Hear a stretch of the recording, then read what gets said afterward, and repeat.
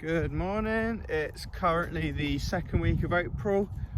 Looks nice and sunny out, but I think we're coming to the end of the full spring because it has just got really cold. Currently I'm out with a new Trimble device.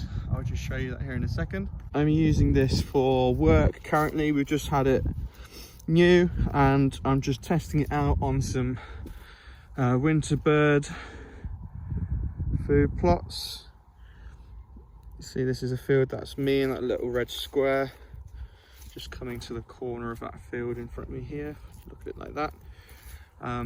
Used for measuring out partridge stewardship schemes, and they're like anything really. You can need to measure a GPS, much the same as a RTK system on a tractor. I was just getting used to this really before we start using it on clients' farms.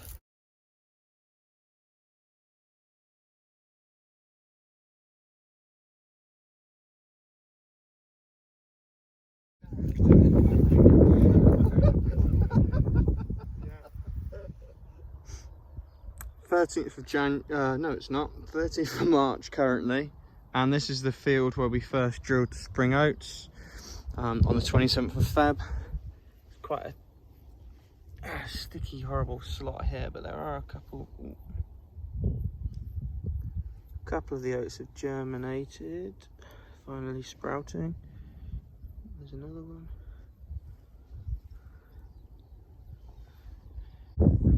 The 26th of March today, and I tell you, I'm very glad we got all or majority of our drilling done in early to mid Feb, because I think there's quite a lot of people that still haven't drilled anything this spring. I reckon they might be starting to get worried, but we've got 2 fields that we didn't get done of oats, so we'll see how they go if we manage to get them drilled in the next week or 2.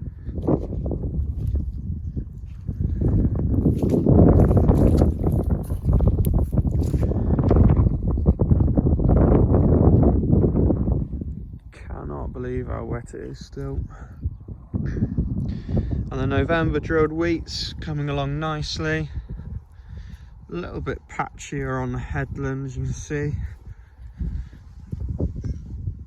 Still a decent enough plant population. Nothing too much to worry about. Plenty of worm activity. Should be okay. You can just about see some wheel marks down there. Shouldn't be too much of an effect. And then some October no-till wheat coming along really well here.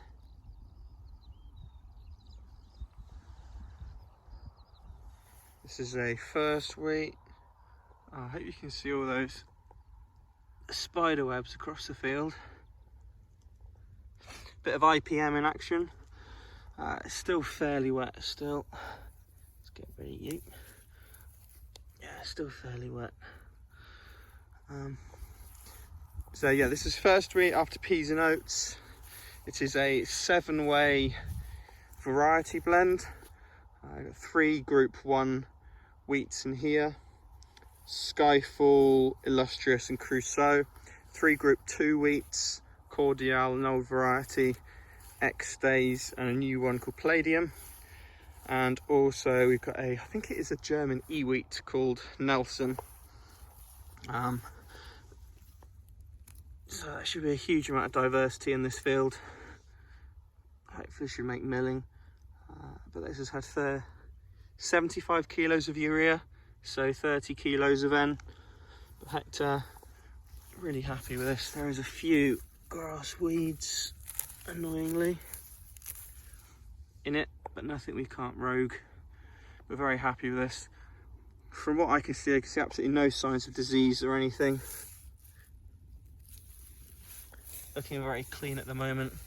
So I don't think we'll be going for a T1 fungicide, a T0 fungicide. Probably just a good micronutrient dosage of various different things. We are running some tissue tests, so hopefully get some results of that back, and that should guide us on what we'd be putting on. But we generally put quite a lot of bitter salts for the magnesium and the sulfur. That's magnesium sulfate, but we'll see. Good evening. It is coming towards the end of March now.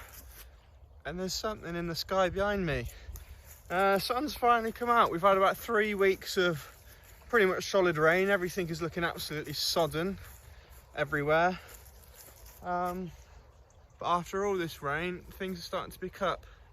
This is a field of the re-drilled field of wheat behind, which you can see all nicely up in the rows. I thought I'd enjoy nice weather and come and put some birdseed out in some of our feeders. I'll show you that now. So we've got this mix here from Bright Seeds. You see a nice mix, mainly of wheat, keeps the price down. But there's millets. I think there was sorghum, oilseed rape, sunflowers there, these big black ones. We put these in these Perdix farmland feeders. A nice location next to the stream. Plenty of decent hedges around and birds. But we actually put the majority of it on the floor. So an open area on a track like this, because that's what they prefer. So this feeding is done as part of our Sustainable Farming Incentive pilot scheme. And that is the first, kind of the lower tier, the basic tier of the new environmental land management scheme. Followed up then by, well, was local nature recovery, but now is basically Countryside Stewardship Plus, which is not too much detail on it, but it's supposed to be more collaborative funding, and then on top of that going to landscape scale recovery. But the Sustainable Farming Incentive pilot is working well on the farm so far. I'd like to do more video on this, the detail on what we do and why, because it brings about £151 a hectare across the whole farm. But this does mean we have to take about 12% of land out of production. But I mean, in my personal opinion, I think that most farms would be better off if they took out their 10% lowest yielding or awkward bits of their farm, because they probably lose money on those bits anyway. Just in one of the 2 cover crop fields that will be drilled with all my intercropping trials, just to have a look what it's like. It's actually picking up and growing after with all of this rain. Found one bean that still survived. It's even nodulating. You see that? Oh, there's a little worm there as well. But yeah, I should hopefully be able to get this sprayed off by the end of the week, if it doesn't stop raining. And then we can get some trials going. Just starting to move all the various bits of seed around. Today's the day. We are doing all the variety mixes finally. Got them all out of the shed, put them all together, and now just comes the task of mixing them all up. So let's see how we get on. So we've got our spring beans here, got about a ton of each there. Next up, we've got the spring barley, 500 kilos of both. Also, the Laureate came in these little 250 kilo bags, never seen those before. Next up, we've got the spring oats, 2 tons of each. We've got another ton in the shed, not in the shed, in the trailer up there, which you're gonna mix in. And then we've got all the peas, but some of these peas are for our own use, not the trials ones, so some of them are for a contract farmer, so we can't mess all of those up. So the idea is, when we've only got a few tons to bag up, we'll put them all in the trailer and we'll mix it up with a shovel. We'll then tip the trailer up and go into these bags as much as we can. These are ton bags, CYO ton bags. And then to fill them up or top them up a little bit, we've got one of these seed socks, which will just get the last few hundred kilos in. But for peas and stuff like that, we've got a lot more. We're gonna have to put it through our intake pit, which goes to the dryer, sort all of that out, and it'll come out of that spout just there.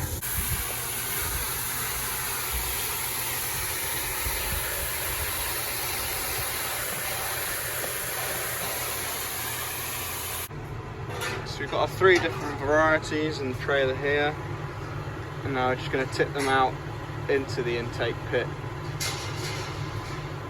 and then mix them all through, and we should be able to bag them up.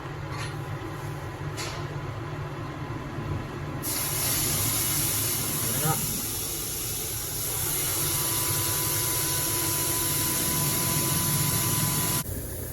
onto the barley. Got the oats in there, barley in there.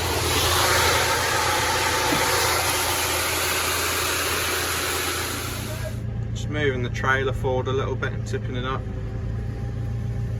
So you're going to get this barley to go to the bottom of the bag, hopefully. Lovely, and then go again. Going out the bottom of the trailer, out of there, to a seed sock, which we're then putting in here. Now we're onto the beans. So when we've got these bags mostly full, we're going under the spout just there, we just use the seed sock, just to get those last little bits out, just because we can't get right to the bottom of the bag. That's about as full as we can get them, and then that'll finish it.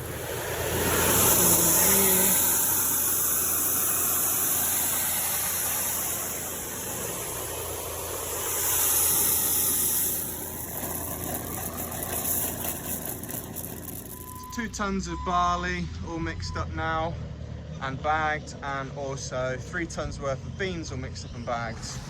All the oats are mixed and ready to be bagged up, and most of the peas are semi-mixed. Got a little bit more to do, and then they'll be bagged up tomorrow, hopefully. Almost there. Thank you for watching this week's video. Just thought I'd quickly let you know that Mid-Tier and the Wildlife Office are currently open. They're going to be open till about the 18th of August, which means you've got more time to see whether these are more favourable compared to the SFI 2023 options. They have had a payment increase of around 10%, so definitely worth considering. And also, alongside with the capital grants, there is now an online application process, which is a hell of a lot easier. With these capital grants, there's now 3 years you have to do to complete them, and there's also no limit. So you don't have to have a mid-tier agreement in order to get those high capital grant amounts, except for if you need catchment sensitive farming officer permission for those. But even they've made that a lot easier as well, so worth considering.